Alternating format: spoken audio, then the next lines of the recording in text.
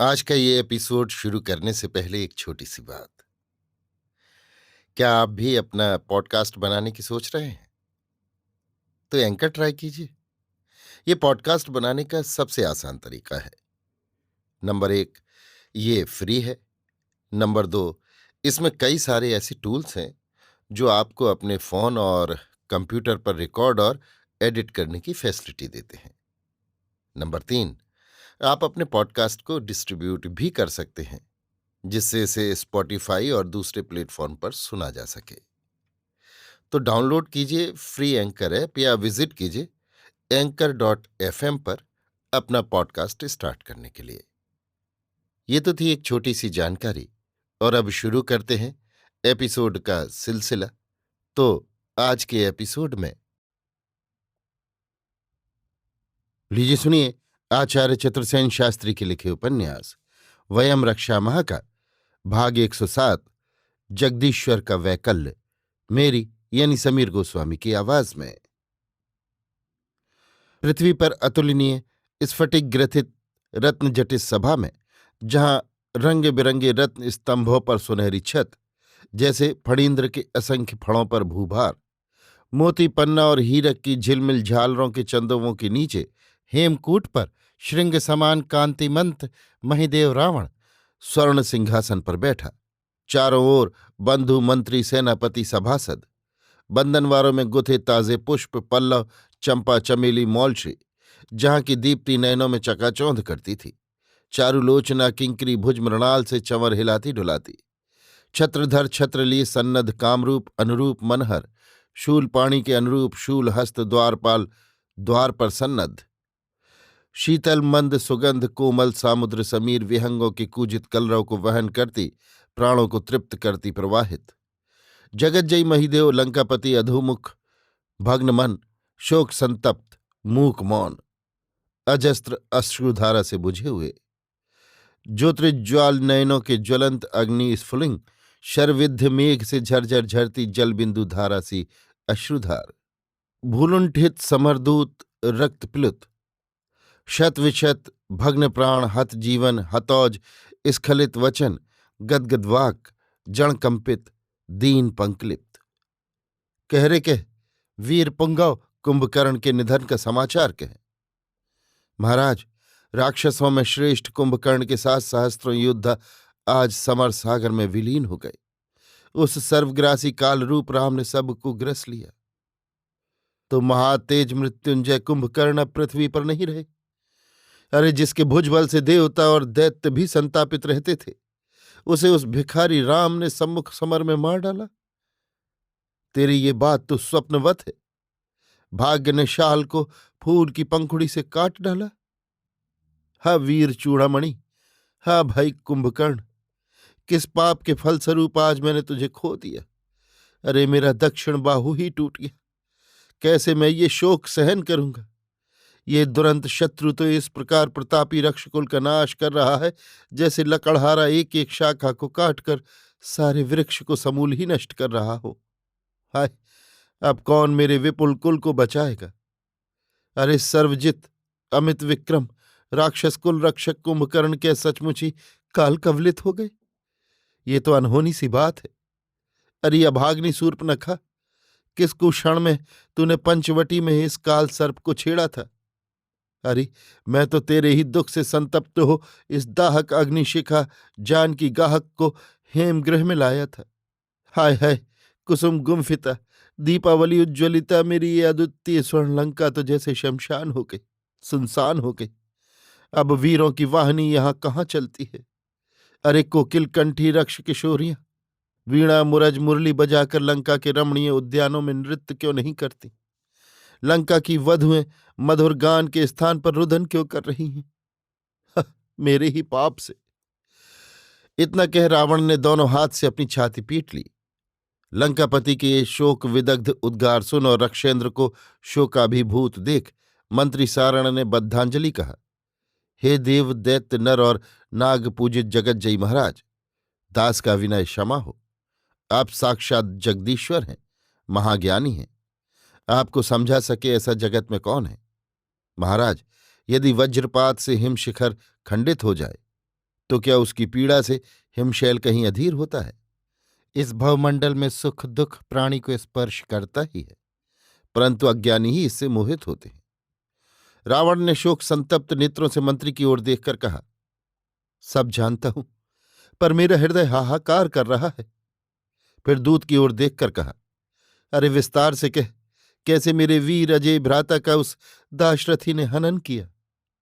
महाराज, मैं वो अबूझ कहानी कैसे कहूं। जब मतवाले हाथी की भांति धनुर्धर ने शत्रु दल में प्रवेश किया, तब उसकी हुंकृति से शत्रु थरथर कांपने लगे। वज्राग्नि की भांति उसके धनुष की टंकार सुनकर शत्रु भागने लगे। हे महाराज, उस समय वीरेंद्र के गजयूथ और हाथी दल के पदाघात से जो घनाकार धूल उड़ी, उससे आकाश आच्छादित हो गया और देखते ही देखते वीरवर ने बाणों से सम्रांगण को छा दिया। वर्षा की बौछार के समान बाण ने छूट छूट कर कालसर्प की भांति सहस्त्रों वानरों को ग्रस लिया। महाराज, महातेज महाराज कुंभकर्ण ने अपने चरणों के आघात से पृथ्वी को कंपायमान करते हुए सम्रांगण में धनुष लेकर 7 दिन विचरण किया, तो वानर दल हाहाकार कर भाग चले। यम और वरुण से भी अवध महाबल कुंभकर्ण को इस प्रकार अचल अटल देख 7वें दिन अंगद ने सेना नेतृत्व ले सेना को धैर्य दिया, समाश्वस्त किया। तब 100 सहस्त्र वानर यूथ विविध शस्त्रास्त्र ले कुंभकर्ण पर पिल पड़े, परंतु दुर्मद कुंभकर्ण ने उन सहस्त्रों वानरों को इस प्रकार मसल दिया जैसे हाथी फूलों को कुचल डालता है। उनमें से बहुतों को समुद्रों में फेंक दिया, बहुतों को आकाश में उछाल दिया, बहुतों के खंड खंड कर डाले, बहुतों का हृदय विदीर्ण कर उनका रक्तपान किया। वानर प्राण ले भाग खड़े हुए। वानरों का ऐसा भयानक क्षय देख शोभ से हतप्रभ हो वानरेंद्र अंगद ने ललकारा, अरे ठहरो ठहरो, भागते क्यों हो? चलो आज या तो समर में शत्रु का हनन करेंगे या स्वयं शुद्र प्राणों को त्याग स्वर्गारोहण करेंगे। भय करने से क्या? अंगद के ऐसे वचन सुन मरने की ठान जीवन की आशा छोड़ वानरों के यूथों ने फिर महातेज को घेर लिया, परंतु महाराज कुंभकर्ण ने सभी को मसल डाला और प्रबल पराक्रम अंगद के वक्ष में शूल का प्रहार किया, जिससे अंगद मूर्छित हो भूमि पर गिर गया। ये देख वानरेंद्र सुग्रीव ने भीम विक्रम से रथीन्द्र को आक्रांत किया। मुहूर्त भर दोनों का परम शोभकारी युद्ध हुआ। सुग्रीव रथ से लथपथ हो भूमि पर गिर गया। इसी समय दाशरथी लक्ष्मण ने घोर रौद्रास्त्र वीरवर पर प्रयोग किया।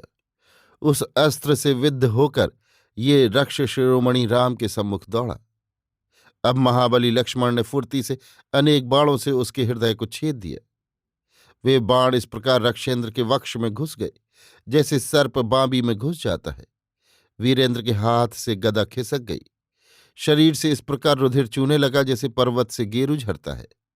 तब वीरवर ने अंतक के समान लक्ष्मण पर सहस्त्र भार का शूल फेंका, पर लक्ष्मण ने उसे मार्ग में ही काट डाला।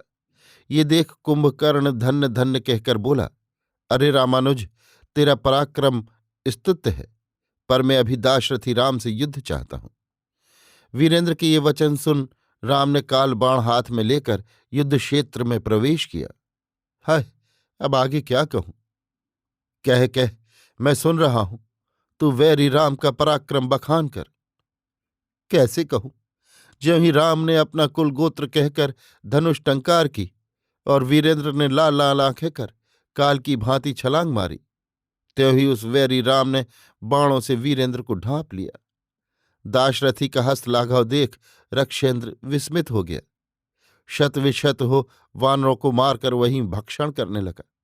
इस बीभत्स व्यवहार से संत्रस्त हो वानर त्राही माम करने और भागने लगे। फिर तो ऐसा युद्ध हुआ कि देव दैत्य स्तंभित हो गए।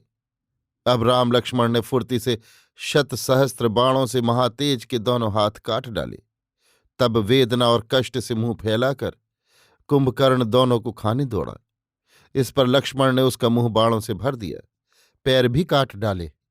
इसी समय दाशरथी ने ब्रह्मास्त्र धनुष पर रखकर फेंका, जिससे रथीन्द्र का सिर कटकर 4 धनुष दूर पृथ्वी पर जा गिरा। इसके बाद मुहूर्त भर कबंध ने युद्ध किया। अंत में सम्रांगण में उसका भूपात हुआ। हे राक्षस कुलपति, रक्षेंद्र महातेज कुंभकर्ण के साथ सभी राक्षस तिल तिल करके कट मरे।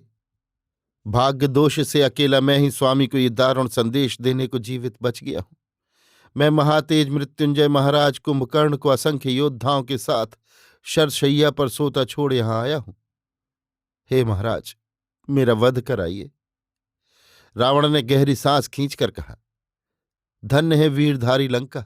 हे वीर भ्राता, आज तू जिस वीर शैया पर सो रहा है उस पर सोने की कौन महाभाग इच्छा न करेगा। परंतु हे वीरेंद्र, तेरे बिना मैं जीवित कैसे रहूंगा। अरे वीर, एक बार उठकर शत्रुदल को अतल जल में डुबा दे। देखो, वो वीर धात्री कनकपुरी वीर शून्य हो गई, जैसे ग्रीष्म में वनस्पति पुष्प शून्य और नदी जल रहित हो जाती है। कुछ देर आंसू बहाकर रावण ने फणींद्र की भांति सांस भरते हुए कहा, हे भ्राता, तेरे पराक्रम से मेरा वंश उज्ज्वल हो गया। अब इस काल समर में मैं किसे भेजूं? कौन राक्षस कुल का मान रखेगा? अब मैं ही जाऊंगा। अरे लंका के विभूषणों, आओ युद्ध साज सज लो। देखूंगा उस राघव को, उसमें कितना बल वैभव है। अब पृथ्वी रावण या राम से रहित होने वाली है। उठो रे राक्षस वीरो, उठो।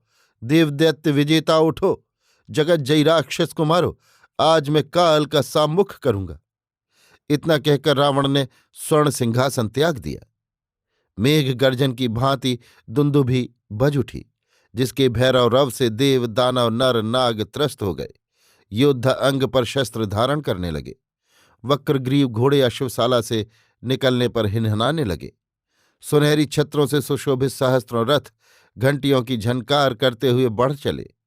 वीर सिरों पर लोहावरण पहन, बड़ी बड़ी अमोघ ढाले हाथों में लिए, सुनहरी म्यानों वाली तलवारें कमर में बांध, शरीर को लोह कवच से आवृत कर श्रेणीबद्ध होने लगे। हाथों में अंकुश लिए भीमकाय मदमत्त हाथियों को वश में करते हुए महावत साक्षात वज्रपाणि इंद्र की भांति प्रतीत होने लगे। बड़े बड़े डील के सुभट अपना विकराल परशु कंधे पर उठाए मृत्यु को चुनौती देते से आगे आए। रणवाद्यों के गंभीर निनाद से लंका हिल उठी। अश्वव्यूह उल्लास से हिनहिनाने तथा गज समूह चिंघाड़ने लगा। शंखों का भैरवनाद, धनुषों की कर्ण कटुटंकार, तलवारों की झंझनाहट ने कानों को बहरा कर दिया।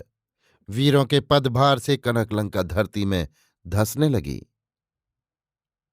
अभी आप सुन रहे थे आचार्य चतुर्सेन शास्त्री के लिखे उपन्यास वयम रक्षामः का भाग 107 जगदीश्वर का वैकल्य, मेरी यानी समीर गोस्वामी की आवाज में।